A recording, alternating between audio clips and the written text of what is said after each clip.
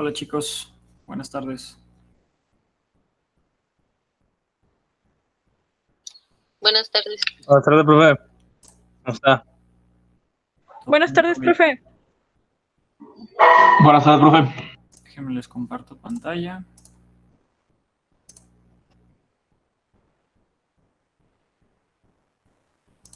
Y listo, creo que nos quedamos por aquí, ¿no? Sí, terminamos de ver a las CDKs y seguía esta diapositiva, ¿no? Ya les había dado algunos ejemplos de señales internas y externas que regulan el ciclo celular.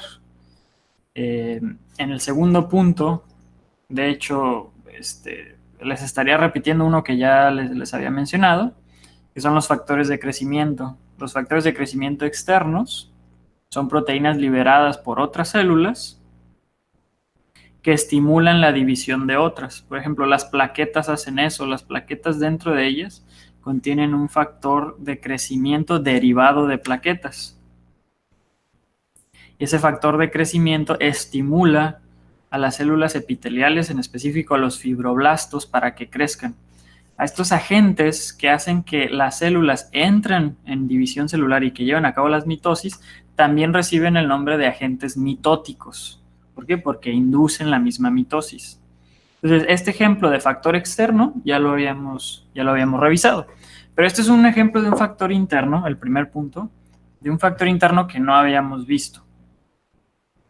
Resulta que la célula, cuando está en la mitosis, es capaz de censar si todos sus cromosomas están adheridos al uso mitótico o no.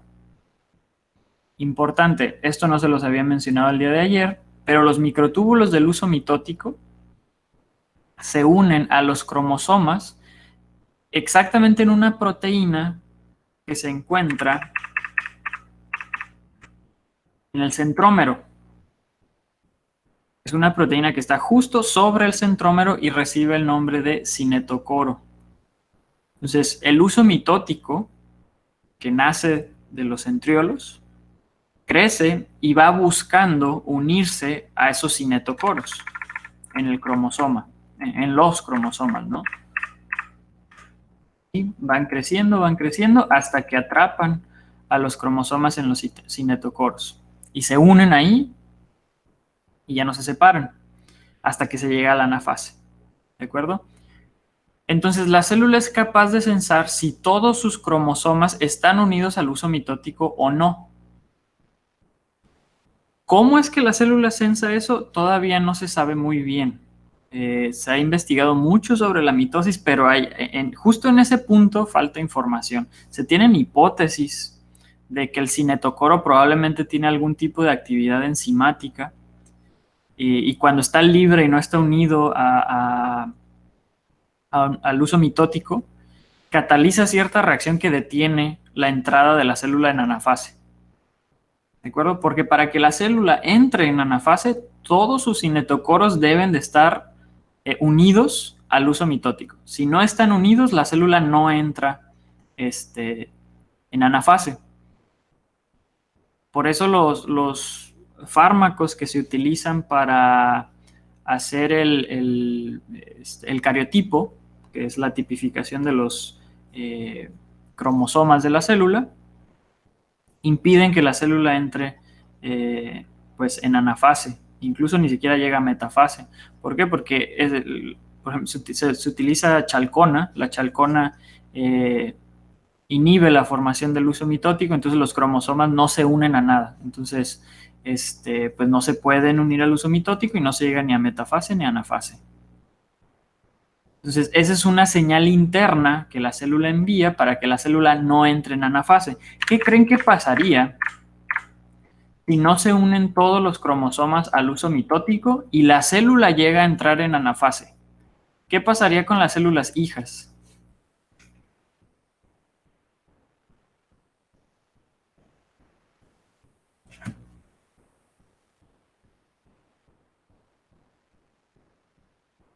¿No se separarían? No se separarían. ¿Cómo no se separarían?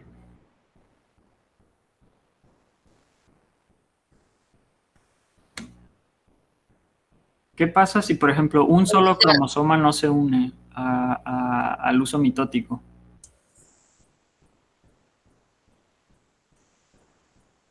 ¿Se crea un desbalance, profe? ¿Por qué? Tienen que ser más específicos. ¿Es cuando entran los síndromes? ¿Por qué? Porque no hay, o sea, tiene que ser par, ¿no? 23 y 23. Y al no tener, bueno, sé que puede haber cromosomas de más y cromosomas de menos. Ajá. Y son diferentes. Se llaman aneuploidías, cuando se tiene el número diferente al original de la especie. ¿No? Entonces, ¿pero por qué se generaría esa aneuploidía? Si un cromosoma no se une al uso mitótico.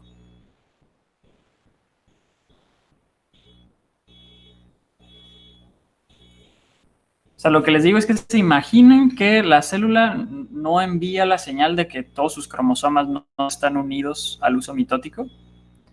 Un cromosoma le faltó unirse al uso mitótico y de todas maneras entró en anafase, o sea, empezó a separar a las cromátides hermanas. ¿Qué va a pasar con ese cromosoma que no se unió al uso mitótico?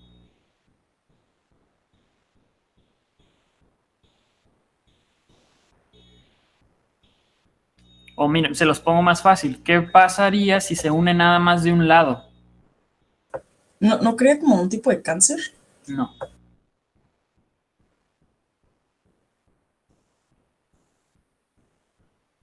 Pues es que dijo que los centrosomas eran los que se unían con las cromosomas hijas.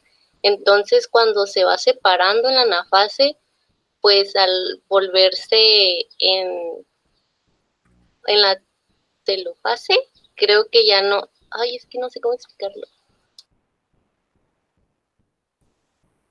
Más o menos, pero... O sea, imagínense que este cromosoma pequeñito de aquí, no sé si lo alcanzan a ver o si quieren que le haga más zoom. ¿Sí se alcanza a ver bien este que estoy señalando con el mouse? Sí. Imagínense que nada más se une al uso mitótico que va a jalar a los cromosomas hacia el polo sur de la célula y no se une al uso mitótico del polo norte. ¿Qué va a pasar con ese cromosoma? Digo, es importante que sepan que uno de los cinetocoros, porque tiene dos, uno enfrente y uno atrás, uno de los cinetocoros no está unido al uso mitótico y si la célula está bien, debería de generar la señal de que no entre en anafase. Pero supongamos que no envíe esa señal y que la célula se une nada más de un lado y de todas maneras entre en anafase. ¿Qué va a pasar cuando se contraiga el uso mitótico? Pues ya no habría un balance de las cromosomas hijas, que no, entonces eso es lo que afecta al momento de que se vuelve a reproducir la célula. Pero porque es que me dicen desbalance, pero no entiendo por qué me dicen desbalance. Porque es que usted dijo que pues los, ¿cómo se llaman? Centrosomas agarran las cromosomas hijas, entonces pues tiene lo que viene siendo los 23 y 23 y entonces Son 46. Eso, el 46, pero o sea, en uno ya no o sea, le faltaría uno, ya no estaría pues bien balanceado, eso es lo que... A ver, suponiendo que esta célula se va a partir justo aquí a la mitad, esta es la célula que le vamos a llamar célula norte y esta es la célula sur, ¿no? Sí. Y les digo, este cromosoma, perdón, nada más va a estar unido al uso mitótico o al centriolo del polo sur. Entonces, cuando se contraiga el uso mitótico, ¿cuántos cromosomas va a tener la célula norte y cuántos cromosomas va a tener la célula sur?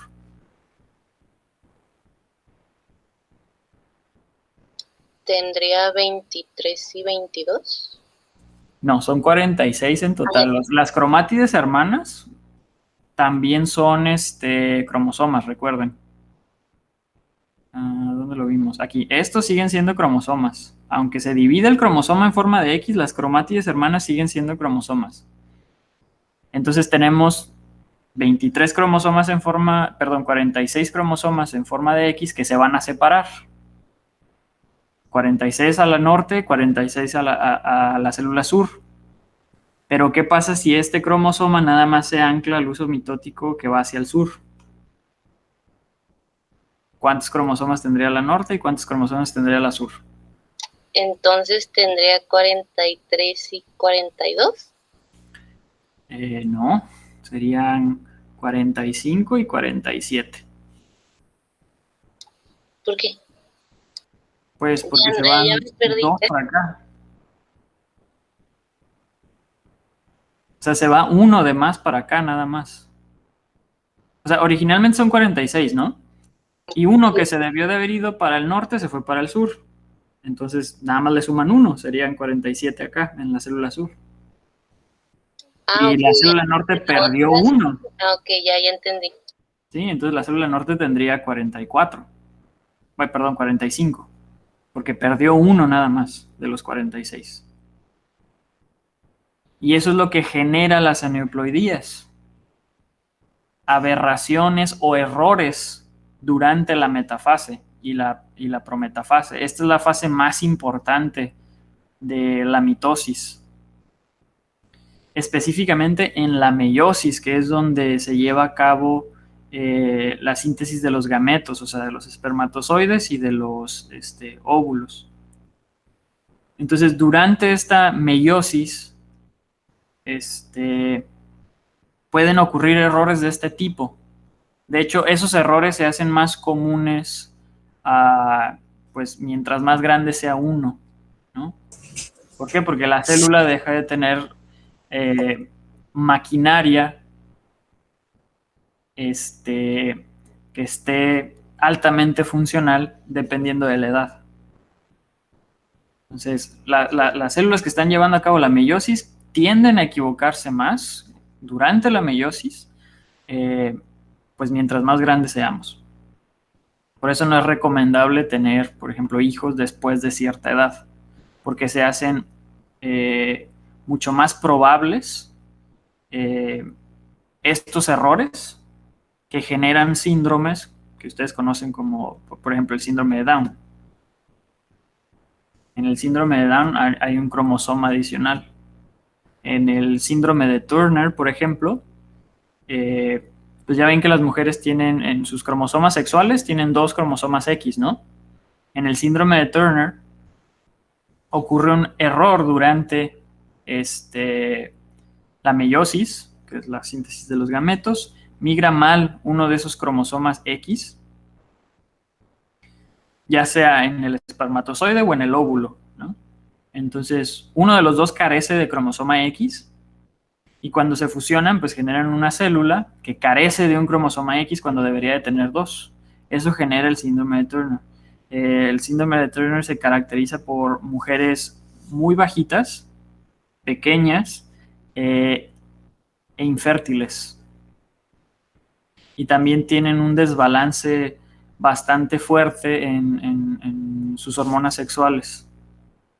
Tienden a tener menos hormona, me parece que menos hormonas, bueno, tienen una mayor concentración de testosterona de la que deberían de tener, ¿no? Por eso se caracteriza más o menos, si no mal recuerdo, el síndrome de Turner, ¿no? Y en el caso del síndrome de Down hay una trisomía del cromosoma 21, si no mal recuerdo. Entonces migra un cromosoma adicional en alguno de los dos gametos, aunque se sabe que por lo general los errores en la producción de los gametos por lo general ocurre en el óvulo, porque es más probable que ocurra en el óvulo que en el espermatozoide, porque en los espermatozoides se están sintetizando millones y millones y millones constantemente. En el caso del óvulo, pues es uno cada 28 días, ¿no? Entonces es mucho más grande la probabilidad de que ocurra un error en el óvulo a que llegue un espermatozoide defectuoso a fecundar. Pues por eso es que se les hace la recomendación, los médicos hacen la recomendación de no tener hijos después de cierta edad, y si se llega a presentar, pues hay que tener, se tienen muchos cuidados, ¿no? Pero bueno, esa es una de las importancias una de las cosas más importantes del ciclo celular, ¿no? Bueno, ya. No sé si tengan dudas. Profe, yo, Dígame. por ejemplo, la consecuencia en este caso del problema de la célula, o sea, los cromosomas, lo lleva el hijo en este caso, pero con el papá o con la mamá que tiene ese problema, no, o sea, no desarrolla algo más, o sea, simplemente tiene eso. No, porque el problema en los papás está en los gametos nada más, o sea, nada más está en los espermatozoides o en los óvulos, no en sus células somáticas. Entonces los papás son asintomáticos, no presentan ningún problema más que el hecho de que su descendencia es más propensa, porque es hereditario, ¿no? Me parece que hay factores hereditarios que hacen que una persona sea más propensa a tener descendencia con tales, pues se llaman mutaciones cromosómicas. Ok, gracias. Sí, los papás no se ven afectados sintomáticamente, ¿no? Y pues bueno, este es un ejemplo de por qué son tan importantes los factores de crecimiento. Es un experimento. Se toma una muestra de tejido conectivo de humano. Este se disecta y se corta en pequeños pedacitos y posteriormente se pone en una solución que destruye completamente la matriz extracelular. Esto genera fibroblastos, que son las células epiteliales, libres en suspensión. O sea, las células están libres flotando en la suspensión sin nada de matriz extracelular ni nada que las conecte unas a otras, ¿no? Si posteriormente esos fibroblastos libres se colocan en un medio de cultivo, puede ocurrir una de las dos siguientes cosas dependiendo de si se agregan factores de crecimiento o no. En el medio de cultivo del lado derecho se agregó un factor de crecimiento que se llama PDGF. Es el factor de crecimiento liberado por plaquetas, por sus siglas en inglés. Growth Factor, ¿no? Y en el medio de cultivo del lado izquierdo no se agregó este factor de crecimiento. Y pues aquí de manera caricaturesca nos pues indican que en el cultivo que tiene el factor de crecimiento va a haber mucho crecimiento celular y en el que no tiene factor de crecimiento no hay crecimiento celular. Y así es como se ven los fibroblastos al microscopio electrónico de barrido. Se adhieren al sustrato o a la base de la cajita de plástico. Bueno, ahora vamos a empezar a hablar un poquito sobre cáncer. Y bueno, ¿qué son las células cancerígenas? Son células que no responden normalmente a los mecanismos de control de crecimiento celular del cuerpo. Estas pueden no necesitar factores de crecimiento para crecer y dividirse. Y una célula se convierte en cancerígena por un proceso llamado transformación. Ese proceso de transformación involucra una serie de mutaciones en la maquinaria que controla el ciclo celular. ¿De acuerdo? Entonces, estos puntos de chequeo que revisamos la clase pasada no son puntos de chequeo, no son como una caseta. Están regulados por proteínas. ¿De acuerdo? Entonces, cuando mutan las proteínas responsables de estos puntos de chequeo, la célula puede obviar esos puntos de chequeo y se puede saltar fases del ciclo celular o se puede ver, a final de cuentas, alterado el ciclo celular. Eso es lo que pasa con las células cancerígenas. El proceso de transformación es un proceso de mutaciones que llevan a que la célula pierda el control del ciclo celular. Y este es un ejemplo de cómo crecen estas células tumorales en medios de cultivo. Si nosotros ponemos células normales en un medio de cultivo con factores de crecimiento como este, las células no van a crecer de forma descontrolada. Hay dos factores que controlan el crecimiento de las células en medio de cultivo, a las células normales. Primero, muchas células dependen de estar ancladas a un sustrato o estar adheridas a un sustrato. Por sustrato me refiero como al suelo, ¿no? Tienen que estar pegadas a algo. En este caso, al fondo de la cajita del medio de cultivo. Si no están adheridas a algo, no crecen. Algunas, ¿no? Porque, por ejemplo, las células de la sangre no necesitan estar ancladas a nada para crecer. Esas pueden crecer libres en solución. Pero, por ejemplo, las células epiteliales o las células de tejidos conectivos necesitan de estar ancladas a algo para seguir creciendo. También las células tienen mecanismos para inhibir el crecimiento dependiendo de la densidad, o sea, de la población de células que existen. Si la densidad es muy grande, si no hay más espacio para adherirse al sustrato, las células dejan de crecer. Pero si yo remuevo o genero una lesión o se mueren algunas células en el medio de cultivo, las células circundantes van a crecer para ocupar el espacio que se liberó por las células que murieron o que se retiraron, ¿no? Entonces, esos son los dos tipos de inhibición. La dependencia de sustrato, de anclaje a sustrato, y la dependencia o la inhibición por densidad. En el caso de las células cancerígenas o células transformadas, ignoran estas dos formas de inhibición de crecimiento celular. No les importa ni la densidad ni si están ancladas a algo o no. Pero bueno, a veces depende del tipo de cáncer, ¿no? Porque hay ciertas células cancerígenas que no siguen creciendo, ¿no? Eso es lo que nosotros conocemos como tumores benignos. La mayoría de estas células transformadas, estas células cancerígenas, son eliminadas por el sistema inmune. ¿Por qué? Porque empiezan a expresar proteínas mutantes que no son reconocidas por el sistema inmune, y el sistema inmune les manda una señal de que entren en apoptosis. Entonces, gran parte de las células tumorales que se generan en nuestro organismo son eliminadas por el sistema inmune.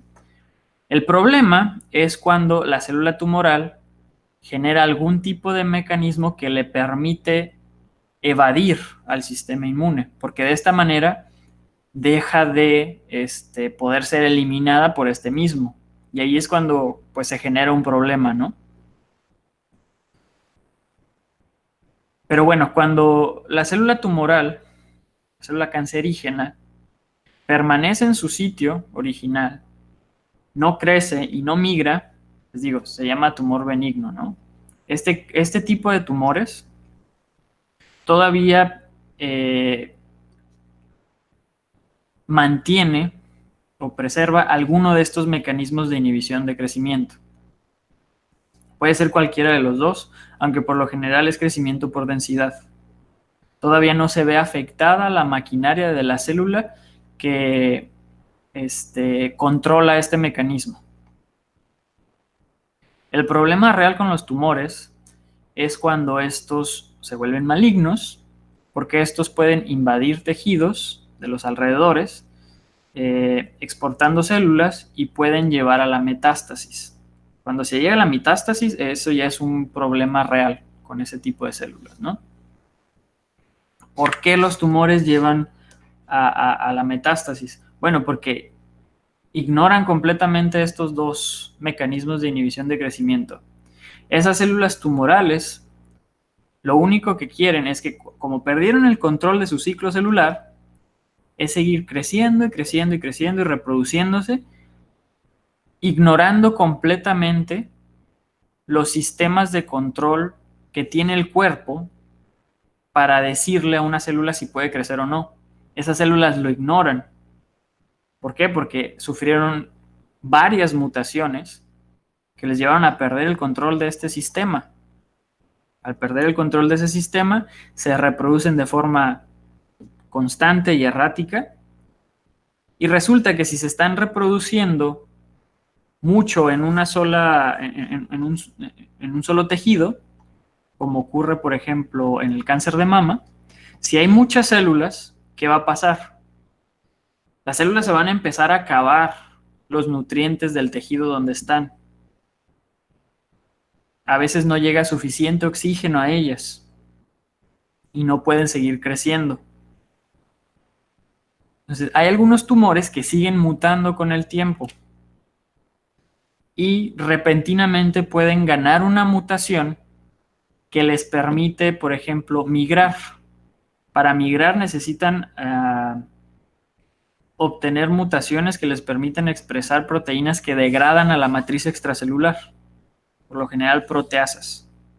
Esas proteasas empiezan a degradar la matriz extracelular circundante y las células empiezan a mover.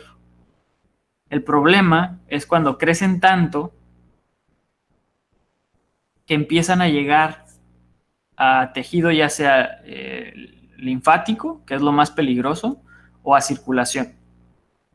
Cuando llegan a circulación o a tejido linfático van a poder migrar a cualquier parte del cuerpo, que es cuando se genera el cáncer metastático, que es cuando tenemos un verdadero problema. Entonces, el cáncer es una enfermedad sumamente multifactorial. ¿Cómo se genera? Pues tiene que haber una serie de mutaciones y una predisposición.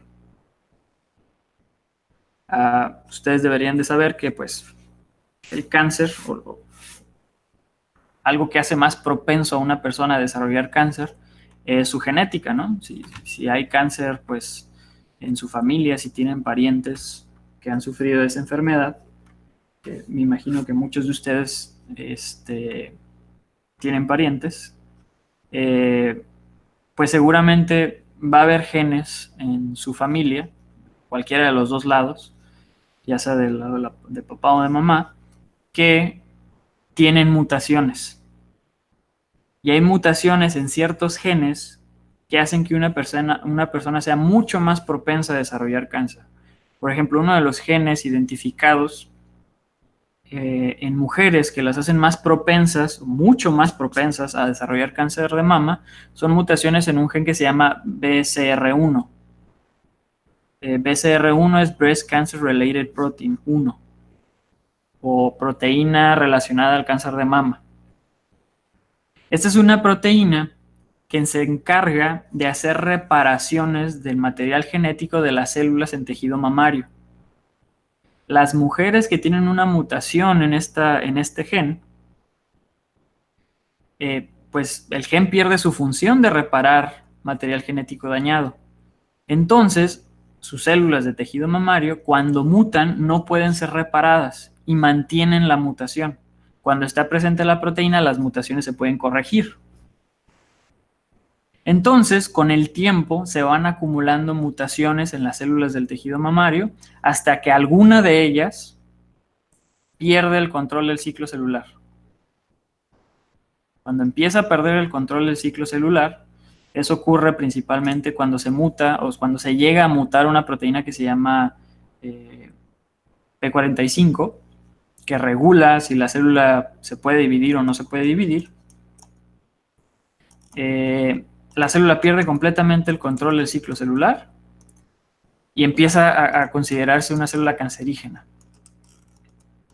Si siguen acumulándose mutaciones en esas células cancerígenas, pues es cuando podemos llegar a tener problemas más graves como la metástasis, ¿no?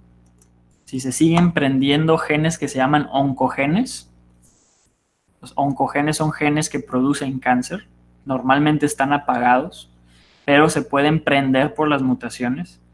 Si se siguen prendiendo oncogenes, se vuelve más problemático esas células cancerígenas, ¿no?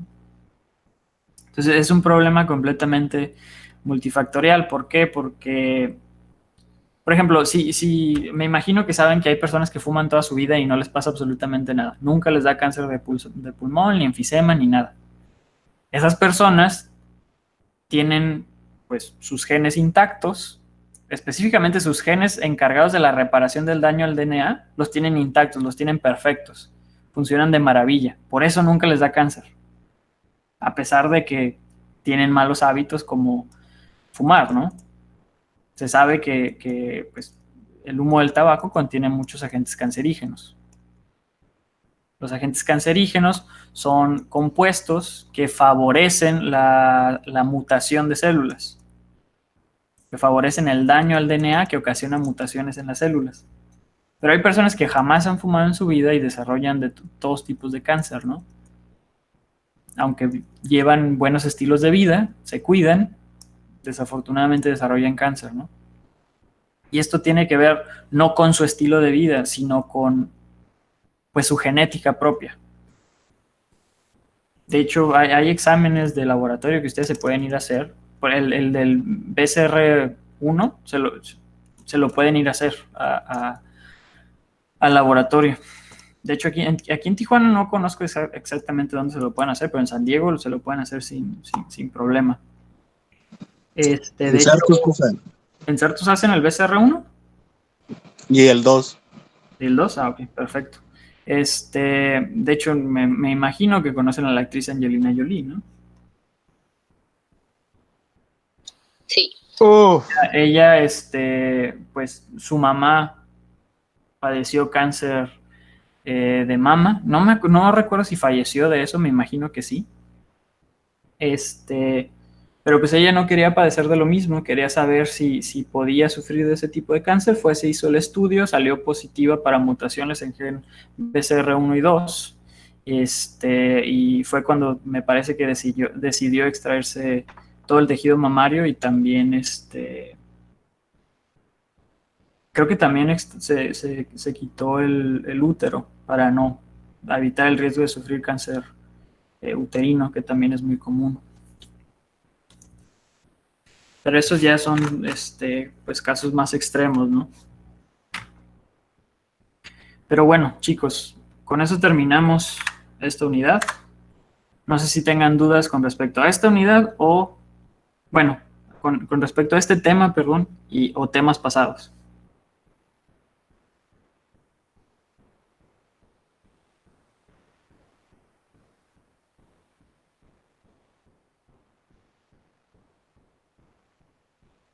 Chicos. Profe, ¿ya subió esta presentación al Blackboard? Sí, ya aquí está. Lo subí ayer. Chicos, Okay.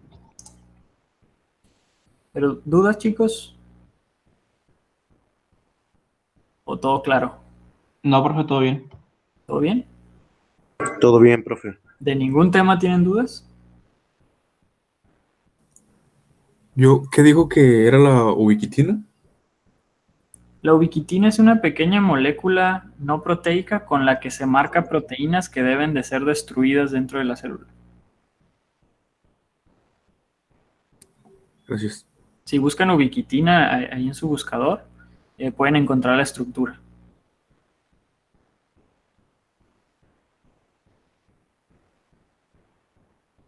¿Tienen alguna otra duda, chicos?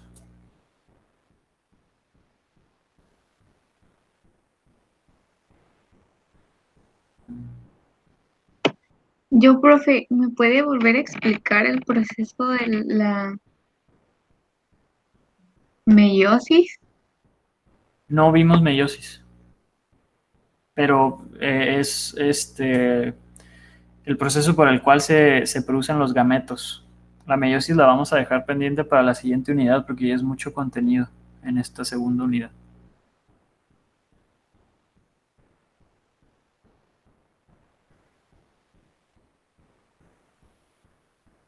No sé si tengan alguna otra duda.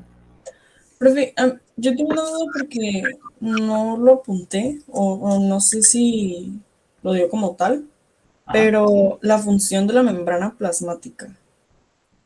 La función de la membrana plasmática es delimitar a la célula, principalmente. Y no, tiene muchas otras funciones porque dentro de la membrana están incrustadas un montón de proteínas que tienen muchas funciones diferentes, como exportar nutrientes, importar nutrientes, sacar desechos de la célula, comunicación célula-célula, como vimos en las uniones GAP, comunicación célula-célula a través de uniones gap. No sé, tiene un montón de funciones la membrana. La principal es delimitar a la célula, pero adicionalmente tiene muchas funciones. Sí, lo que pasa es que, bueno, me metí a investigar para como completar mis apuntes Ajá. y me aparecían como cosas que no había visto o que no había, pues a lo mejor yo no las escuché. ¿Cómo qué? Aquí las tengo. Ay. Voy. Igual si quieren poner otra duda o así, en lo que lo... ¿Las dudas, chicos?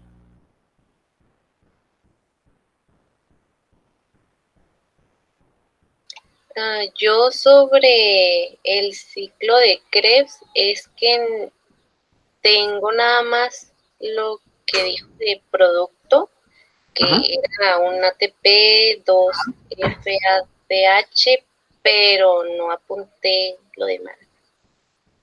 A ver. Vamos por acá. ¿Dónde está?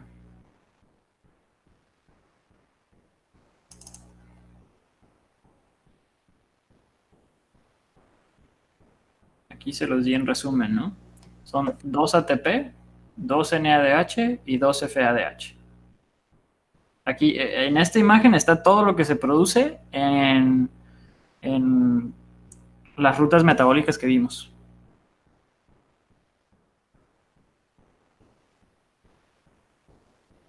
Ok, le voy a tomar screenshot. Sí, adelante. Profe, ya lo tengo. Dígame. Dice que aíslan selectivamente el contenido de la célula del ambiente externo, que eso pues sí. Es delimitar a la célula. Ajá. Ajá. Regular el intercambio de células indispensables entre el interior de la célula y el ambiente externo y comunicarse con otras células. O a lo mejor sacan otras palabras. Sí. Bueno, es que además de eso tiene muchas otras funciones, ¿no? Pero, y es que depende de las proteínas que estén incrustadas en la membrana. Y hay infinidad de proteínas incrustadas en la membrana. Entonces, dependiendo de las proteínas que estén ahí, varía la función. Por eso diferentes células tienen diferentes funciones. Ok, entonces, o sea, no necesito como saber a fondo todas las funciones. Tiene que saber que la principal va a ser delimitar a la célula y protegerla del medio exterior y mantener todo dentro de la célula, ¿no? Eso es la más importante. Pero pues también sirve para la comunicación celular, para importar nutrientes, exportar desechos, intercambio gaseoso también. El intercambio gaseoso ocurre gracias a la membrana. No sé, ahorita no me viene a la mente más funciones, pero tiene bastantes. Ok, entonces para estudiarlo y no meterme tan a fondo. Ok, ajá. ¿Alguna otra duda, chicos? Gracias. De nada.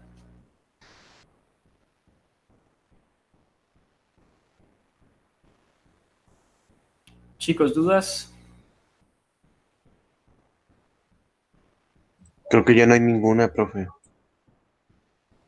Bueno, chicos, entonces sería todo por el día de hoy y el jueves de la próxima semana tendríamos examen parcial. El miércoles, profe.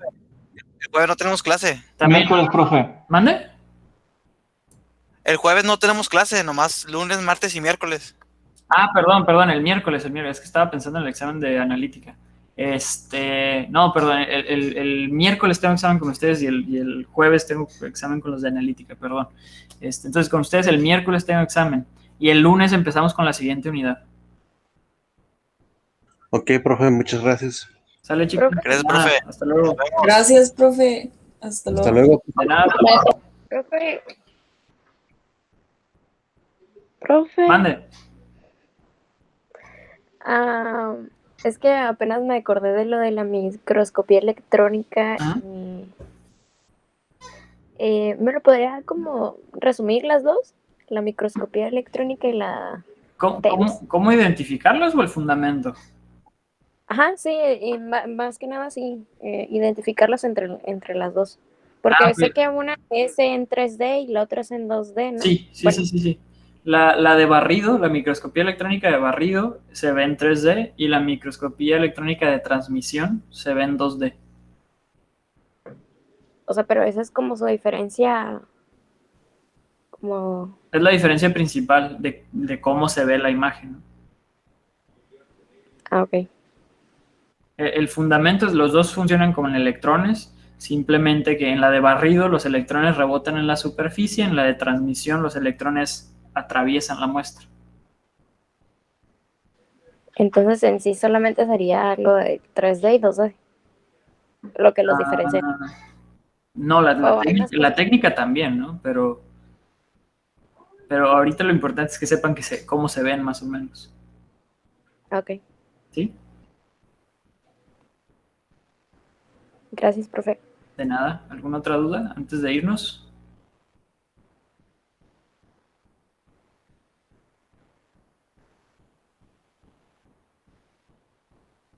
Bueno, chicos, otra vez, pues nos vemos el lunes. Hasta el lunes, profe. Hasta el lunes, profe. Nos vemos. Bye, profe. Bye.